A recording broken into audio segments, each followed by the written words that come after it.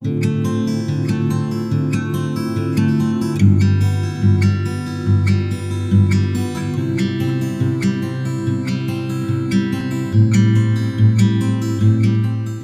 बार फिर से आप सभी का स्वागत है। हम अध्ययन कर रहे हैं शमूएल की पहली पुस्तक का और अब समय है कि हम उसके दूसरे अध्याय 12वें वचन से आगे का अध्ययन करें। मेरे प्यारे भाई बहनों, यहाँ पर जब हम 12वें वचन से लेकर के 17वें वचन तक और 22वें वचन से लेकर के 26वें वचन तक पढ़ते हैं तो एली और उसके दोनों पुत्रों के चरित्र का वर्णन मिलता है। यहाँ पर हम देखते हैं एली याजक, जिनके दो पुत्र हैं होप्नी और पिनहास, उनका जो चरित्र है वो बहुत ही परमेश्वर के विरोध में है और वो परमेश्वर की भेंटों का तिरस्कार करते थे। और जो लोग वहां भेंटें चढ़ाने आया करते थे, क्योंकि उनका जो पिता एली है वो वहां याजक था, तो वहां पर क्या करते थे, वो वहां एक तरीके से लुच्चापना करते थे, गुंडागर्दी करते थे। यहाँ जो शब्द 12वें वचन में एली के पुत्रों के लिए लिखा है वो है एली के पुत्र तो लुच्चे थे, यानी कि वो गुंडागर्दी करते थे, उनसे जबरदस्ती करते थे और वो उनसे मेल बलि की जो चर्बी है वो उनसे जबरदस्ती छीन लिया करते थे या फिर वो मांग लिया करते थे। 17वें वचन में हम पढ़ते हैं कि यहोवा की दृष्टि में ये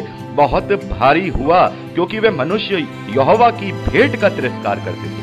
मेरे प्यारे भाई बहनों, यहाँ पर हम देखते हैं कि एली के दोनों पुत्र मनुष्यों के विरोध में अपराध नहीं कर रहे हैं, वो परमेश्वर के विरोध में अपराध कर रहे हैं। अभी हम इसके विषय में आगे 22वें वचन से लेकर 26वें वचन तक पढ़ेंगे। तो यहाँ पर हम एली के दोनों पुत्रों का जो बिल्कुल ही गलत चरित्र है वो यहाँ पर हम पढ़ते हैं। आगे 18वें वचन से लेकर 21वें वचन तक हम बालक शमूएल का मंदिर में बड़ा होने का वर्णन देखते हैं कि वहाँ पर जो उसकी माता हन्ना है वो हर वर्ष वहाँ अपने परिवार के साथ, अपने पति के साथ वहाँ भेंटें चढ़ाने आया करती थी और हर साल वो अपने बेटे से वहीं मिला करती थी और वो उसके लिए एक बागा बना करके ले आया करती थी। हर साल उसको वो बागा बना करके पहनाती थी। और वहां पर हम देखते हैं 20वें वचन में एली ने अल्काना और उसकी पत्नी को यह आशीर्वाद देकर कहा, यहोवा इस बालक के बदले जो तूने उसे अर्पण किया है तुझको इस पत्नी से वंश दे। तब वे अपने यहाँ चले गए। और वहां हम देखते हैं कि परमेश्वर ने हन्ना की सुधि ली और वो गर्भवती हुई और उसके 3 बेटे और 2 बेटियां और उत्पन्न हुई। तो मेरे प्यारे भाई बहनों, यहाँ पर हम देखते हैं कि परमेश्वर अपने ऊपर किसी का रखता नहीं है और परमेश्वर, जब हम परमेश्वर के लिए कुछ भी करते हैं, कुछ भी अर्पित करते हैं, तो परमेश्वर किसी न किसी रीति से उसका प्रतिफल हमें बहुत ही बढ़ा करके देता है। मेरे प्यारे भाई बहनों, मैं यहाँ पर ये नहीं कह रहा हूँ कि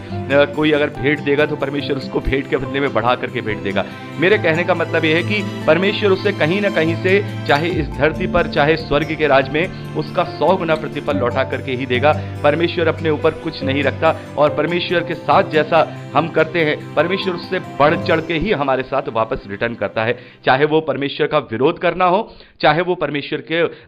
को खुद को समर्पित करना हो। और अभी हम इसी बात का आगे उदाहरण देखेंगे कि अभी तो हमने देखा कि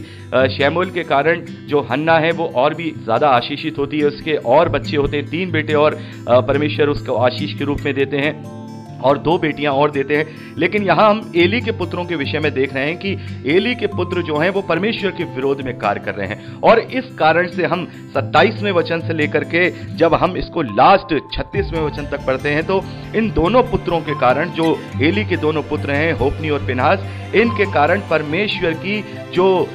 भविष्यवाणी है एली के परिवार के विरुद्ध होगी। यानी कि परमेश्वर इनके परिवार के विरुद्ध एक ऐसी भविष्यवाणी एली के जरिए बताएगा कि उसका पूरा परिवार इन दोनों के पापों के कारण नष्ट हो जाएगा। तो मेरे प्यारे भाई बहनों, इस प्रकार से हम देखते हैं कि परमेश्वर अपना जो भी हम परमेश्वर के साथ जैसा भी हम करते हैं वो वैसा ही हमें उससे बढ़ा करके रिटर्न करता है। यहाँ पर हन्ना को उसके वादे के, उसने जो वादा पूरा किया उसके अनुसार उसे और बढ़ा करके उसने परमेश्वर ने आशीष के रूप में 3 बेटे दिए और यहाँ एली के पुत्रों की वजह से पूरे परिवार को ही परमेश्वर का क्रोध झेलना होगा। हम 22वें वचन से लेकर 26वें वचन तक पढ़ते हैं कि जब एली बूढ़ा हो जाता है और वो सुनता है कि पूरे इजराइल में उसके जो बेटे हैं वो इस प्रकार से गलत गलत कार्य कर रहे हैं और यहाँ तक कि मंदिर में आने वाली जो स्त्रियां हैं उनके साथ वो कुकर्म भी करने लगे थे और बहुत ही गलत तरीके के पाप कर रहे थे। तो यहाँ पर हम देखते हैं कि एक वचन जो हमें बहुत ही अच्छे से समझना जरूरी है। यहाँ 25वें वचन में एली अपने बेटों को समझाता है और कहता है कि यदि एक मनुष्य दूसरे मनुष्य के साथ कोई अपराध करता है या किसी को कोई परेशान करता है तब तो परमेश्वर उसका न्याय करेगा, उसकी क्षमा भी मिल सकती है। लेकिन यदि कोई मनुष्य यहोवा के विरोध में ही पाप करे तो उसके लिए कौन विनती करेगा। मेरे प्यारे भाई बहनों, ये बहुत बड़ा वचन हमारे जीवन में है जो हमें लेना है और खास तौर पर जो सेवक हैं उनको अपने जीवन में ये जरूर लेना है, क्योंकि यहाँ पर प्रभु का एक सेवक ही जो कि याजक भी है और इजरायलियों का न्यायी भी है, वो इस बात को अपने बेटों से कह रहा है कि यदि कोई मनुष्य किसी मनुष्य के विरोध में पाप करे या अपराध करे तो परमेश्वर उसको क्षमा भी कर सकता है, उसका न्याय भी कर सकता है। लेकिन यदि कोई परमेश्वर से ही परमेश्वर के विरोध में ही पाप करे तो फिर उसके लिए कौन विनती करेगा? फिर उसके लिए कौन विनती करेगा? मेरे प्यारे भाई बहनों, जो लोग परमेश्वर के भाग को खाते हैं, जो लोग परमेश्वर के नाम पे अपनी दुकानें चलाते हैं, उन्हें इस बात का ख्याल रखना चाहिए कि इस धरती पर चाहे वो कितने भी अपने आप को अच्छा समझते रहें या अपने आप को बहुत ही खुशहाल समझते रहें, लेकिन परमेश्वर का जब डंडा उन पर चलेगा तो फिर वो किसी भी रूप से कोई अनुग्रह नहीं करने वाला है, कोई दया और उन पर भलाई नहीं करने वाला है, वो बहुत ही क्रोध के साथ उन पर चलेगा। और वहां पर तो हम देखते हैं कि सारी चीजें फिजिकल थी, उस समय में सारी चीजें फिजिकल थी, तो परमेश्वर फिजिकल रूप से लोगों को दिखाता था। अभी जो एली है उसके परिवार के विरोध में, यहां पर अभी आपने पढ़ा ही होगा पूरी भविष्यवाणी जो परमेश्वर ने उसके विरोध में कही है कि तेरे परिवार का कोई भी बूढ़ा नहीं होने पाएगा। तो परमेश्वर ने वहां फिजिकली रूप से दिखाया है, लेकिन जरूरत पड़ने पे इस समय में जबकि हम आत्मिक दौर में जी रहे हैं, आज भी परमेश्वर कहीं ना कहीं फिजिकल रूप से बहुत सारे उदाहरण दिखा देता है। मेरे प्यारे भाई बहनों, मैं आपको बिल्कुल ये सत्य बात बता रहा हूं कि ऐसे ऐसे लोगों को मैंने देखा है मैंने ऐसे लोगों को जिन्होंने परमेश्वर के भाग को लूटा, परमेश्वर के भाग को खाया, और उनकी जो पीढ़ियां हैं उनका जब मैं हश्र देखता हूं तो मैं आपको बयान नहीं कर सकता हूं, क्योंकि परमेश्वर कहीं ना कहीं कोई ना कोई उदाहरण जरूर दे देता है। तो हम सेवकों को इस बात का यहां पर सोचना होगा कि मनुष्यों के विरोध में अगर हमने कोई पाप किया है तो हो सकता है कि परमेश्वर हमें क्षमा कर दे, लेकिन अगर हम परमेश्वर के भाग्य को ही खा जाएंगे, परमेश्वर के भाग्य के ही विरोधी ठहरेंगे, तो फिर परमेश्वर के विरोध में किया गया पाप कैसे क्षमा हो सकता है? और इस बात को तो प्रभु यीशु मसीह ने भी कहा है कि तुम्हारे हर एक प्रकार का अधर्म, हर एक प्रकार का पाप तो क्षमा कर दिया जाएगा, लेकिन पवित्र आत्मा की निंदा ना तो इस लोक में ना ही उस लोक में क्षमा की जाएगी। तो परमेश्वर के भाग्य को खाना, परमेश्वर के भाग्य को चुराना, परमेश्वर के नाम से व्यापार करना, यह सब पवित्र आत्मा की निंदा है। वो इस लोक में तो क्या, उस लोक में भी क्षमा नहीं की जाएगी। तो इस बात को अच्छे से हमें जो सेवक लोग हैं उन्हें इस बात को अच्छे से ध्यान रखना है, क्योंकि परमेश्वर ने उन्हें इस बात के लिए नहीं ठहराया है, इस बात के लिए नहीं बुलाया है कि वो अपनी पेट की सेवा करें, बल्कि उन्हें परमेश्वर ने इस बात के लिए ठहराया है कि वो प्रभु यीशु मसीह की सेवा करें। और ये बातें अभी से नहीं है मेरे प्यारे भाई बहनों, ये बातें हम देख रहे हैं ये व्यवस्था के समय से ही हैं। यहां पर हम देख रहे हैं कि एली के दोनों पुत्र घमंड में चूर हैं, क्योंकि सत्ता का नशा है। एक तरीके से देखा जाए सबसे बड़ी पावर जो उस वक्त हुआ करती थी, क्योंकि उस वक्त वहां कोई राजा तो नहीं था, वहां पर सबसे बड़ी पावर जो होती थी वो न्यायियों की होती थी और याजक की हुआ करती थी, वही अगुवा हुआ करता था। तो यहां पर हम क्या देख रहे हैं कि एली तो दोनों है, न्यायी भी है और अगुवा भी है, और उसके दोनों बेटे इस प्रकार से वहां पर परमेश्वर के विरोध में उसके भाग को खा रहे हैं। तो यही बात एली अपने बेटों को समझा रहा है कि कोई मनुष्य अगर किसी मनुष्य के विरोध में अपराध करता है तो परमेश्वर उसका न्याय कर देगा, लेकिन यदि कोई मनुष्य यहोवा के ही विरोध में पाप करे तो उसके लिए कौन विनती करेगा? लेकिन मेरे प्यारे भाई बहनों, उन्होंने फिर भी अपने पिता की बात नहीं मानी, क्योंकि यहोवा की इच्छा उन्हें मार डालने की थी, क्योंकि अब परमेश्वर ने उनके निकम्मे मन पे उन्हें छोड़ दिया था। हमने इस बात को रोमियो की पत्री में पढ़ा है कि जब परमेश्वर को उन्होंने जानना ना चाहा, पहचानना ना चाहा, रोमियो की पत्री पहला अध्याय 28वें वचन में पढ़ते हैं, तो परमेश्वर ने भी उनके निकम्मे मन पे उन्हें छोड़ दिया कि वो अनुचित रीति से कार्य करें। तो उसका उदाहरण हमें यहां मिलता है कि अब परमेश्वर ने तो ये सोच लिया था कि अब मैं इनके किए की सजा इन्हें दूंगा, इनके निकम्मे मन पे मैंने छोड़ दूंगा, इनके मन को मोटा बनाए रखूंगा, क्योंकि अब मैं ये चाहता हूं कि मैं इन्हें छोड़ दूं। तो यहां पर परमेश्वर ने अपनी इच्छा ये बना ली थी कि अब मैं इन्हें मार डालूं या इन्हें मैं खत्म कर दूं या इनको नष्ट कर दूं। और 26वें वचन में देखते हैं, लेकिन शमूएल बालक बढ़ता गया और यहोवा और मनुष्य दोनों उससे प्रसन्न रहते थे। तो यहां पर हम दो कैरेक्टर्स को देख रहे हैं। एक और तो हम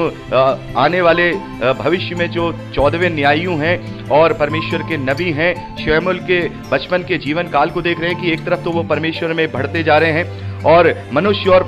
जो परमेश्वर है दोनों ही उससे प्रसन्न रहा करते थे, उसकी सेवा से, उसकी बातों से। और एक तरफ हम देख रहे हैं कि ये जो एली के जो बेटे हैं वो पूरी रीति से परमेश्वर के विरोध में आ गए हैं। तो आगे हम 27वें वचन से लेकर, जैसा मैंने आपको बताया, 36वें वचन तक लास्ट हम देखते हैं कि एली के परिवार के विरुद्ध परमेश्वर ने अपने एक जन को एली के पास भेजा और परमेश्वर की जो बातें हैं उसको वहां कह सुनाई। मेरे प्यारे भाई बहनों, यहां पर आपने पढ़ा ही होगा कि पहले तो सारी बातें वो उन्हें बताता है कि परमेश्वर ने कैसे याजकों को किस पवित्रता के साथ ठहराया है कि वो लोगों के लिए प्रायश्चित करें, मंदिर की सेवा करें। आगे हम देखते हैं कि उनसे वो जो परमेश्वर का जन है एली से कहता है कि इज़राइल का कितना ही कल्याण क्यों ना हो तो भी तेरे धाम को यानी तेरे पूरे कुल को दुख ही देख पड़ेगा और तेरे घराने में कोई भी बूढ़ा नहीं होने पाएगा, यानी कि कोई भी उम्र दराज नहीं हो पाएगा, सभी जवानी में मारे जाएंगे। मेरे प्यारे भाई बहनों, यहाँ पर इतना बड़ा श्राप यहाँ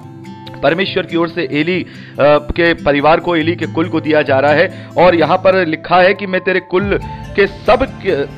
के सब किसी से तो अपनी वेदी की सेवा ना छीनूंगा, परंतु तो भी तेरी आंखें देखती रह जाएंगी और तेरा मन शोकित होगा और तेरे घर की बढ़ती सब अपनी पूरी जवानी में ही मर मिटेंगे। और मेरी इस बात का चिन्ह वह विपत्ति होगा जो होप्नी और पिनहास नामक तेरे दोनों पुत्रों पर पड़ेगी। मेरे प्यारे भाई बहनों, अभी हम आगे देखेंगे कि बहुत बड़ी विपत्ति अभी इस्राएलियों पर आने वाली है। फिलिस्तियों के साथ बहुत बड़ा युद्ध अभी हम आगे चौथे अध्याय में पढ़ेंगे, हो सकता है आपने पढ़ा भी हो। और वहां पर हम देखते हैं कि जो एली है उसके दोनों पुत्र एक ही दिन उस संहार में मारे जाते हैं। और परमेश्वर ने यहाँ पर पहले ही एली को ये सारी बातें एक अपने जन के द्वारा बता दी हैं। और अभी हम तीसरे अध्याय में भी पढ़ते हैं कि वहां भी परमेश्वर ने जब शमूएल को बुलाहट दी है तब भी शमूएल को यही सारी बातें बताई हैं और शमूएल ने एली को वहां पर ये सब बातें बता दी थी। तो मेरे प्यारे भाई बहनों, यहाँ पर परमेश्वर का जन उससे कहता है कि तेरे दोनों पुत्रों पर पड़ेगी, अर्थात वो दोनों एक ही दिन मर जाएंगे। और मैं अपने लिए, मेरे प्यारे भाई बहनों, ये 35वां जो वचन है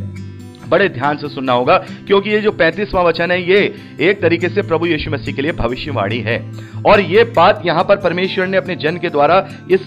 पवित्र शास्त्र में लिखवा दी है ताकि लोग इसे पढ़ करके समझने पाए कि परमेश्वर की योजना क्या है। मेरे प्यारे भाई बहनों, यहां पर लिखा है, और मैं अपने लिए एक विश्वास योग्य याजक ठहराऊंगा जो मेरे हृदय और मन की इच्छा के अनुसार किया करेगा। मैं उसका घर बसाऊंगा और स्थिर करूंगा और वह मेरे अभिषिक्त के आगे आगे सब दिन चला फिरा करेगा। और ऐसा होगा कि जो कोई तेरे घराने से बचा रहेगा वह उसी के पास जाकर एक छोटे से टुकड़े चांदी के या एक रोटी के लिए दंडवत करके ये कहेगा, याजक के किसी काम में मुझे लगा जिससे मुझे एक रोटी का टुकड़ा मिले। तो मेरे प्यारे भाई बहनों, ये जो भविष्यवाणी है या ये जो श्राप है ये एली के परिवार में पूरी रूप से घटित हुआ है, फिजिकल रूप से भी घटित हुआ है। और इंडिकेशन के रूप में यहां परमेश्वर ने यह भी कह दिया है कि लेवियों का जो कार्य है वो अब जरूरी नहीं है कि मैंने जो ये अपना भाग लेवियों को बना दिया है कि हमेशा मैं उनसे ही कराता रहूं। अगर इनके कर्म अच्छे रहेंगे, मेरे विरोध में नहीं रहेंगे, तो ये बने रहेंगे, लेकिन अगर इनके कर्म खराब हुए तो फिर मैं एक ऐसा विश्वासी योग्य याजक ठहराऊंगा जो मेरे हृदय और मन की इच्छा के अनुसार किया करेगा। तो यह इंडिकेशन था कि अब याजक केवल लेवियों में से ही नहीं हो सकते हैं। जैसा कि हमने इब्रानियों की पत्री का जब अध्ययन किया था तो वहां पर इस बात का ही उदाहरण जो लेखक है उन्होंने दिया था कि मलिक सदेक की रीति पर प्रभु यीशु मसीह हमारा महायाजक है। तो अब जरूरी नहीं है कि लेवियों में से ही कोई महायाजक हो या लेवियों में से याजक हो। परमेश्वर जिसको चाहेगा, जो उसका विश्वास योग्य होगा, उसको भी वो याजक बना सकता है। तो ये एक तरीके से इंडिकेशन है जिसे हमने इब्रानियों की पत्री में बहुत अच्छे से पढ़ा है कि हमारा महायाजक प्रभु यीशु मसीह है, जिसने एक ही बार के चढ़ावे में, एक ही बार के बलिदान से, एक ही बार के प्रायश्चित से हमें अनंत काल के पापों से छुटकारा दिला दिया है। और वो भेंट एक ही बार असली वेदी पर चढ़ाई जा चुकी है। तो ये भी एक इंडिकेशन की भविष्यवाणी यहाँ हमें देखने को मिलती है। और जो फिजिकल रूप से एली के परिवार, उसके कुल पर घटित होना है ये श्राप, वो भी हम देखते हैं। और आगे चल के हम यही पढ़ेंगे कि जो एली का जो पूरा परिवार है वो इसी प्रकार से परमेश्वर के श्राप से ग्रसित होता है और एली के दोनों पुत्र एक ही दिन मर जाते हैं और एली की भी मृत्यु उसी समय में हो जाती है। तो मेरे प्यारे भाई बहनों, यहाँ पर हम इस प्रकार से दूसरे अध्याय में एली के पुत्र और बालक शमूएल का परमेश्वर में बढ़ना और एली के परिवार के विरुद्ध परमेश्वर की भविष्यवाणी या हम श्राप भी कह सकते हैं, उसके विषय में हमने यहाँ पढ़ा है। अब हम तीसरे अध्याय में शमूएल को यहोवा का दर्शन कहें या फिर यहोवा की बुलाहट का वर्णन देखते हैं, जो कि हम तीसरे अध्याय में देखते हैं। तो तीसरे अध्याय पहले वचन से आगे का अध्ययन अगली रिकॉर्डिंग में करेंगे। प्रभु आपको आशीष दे।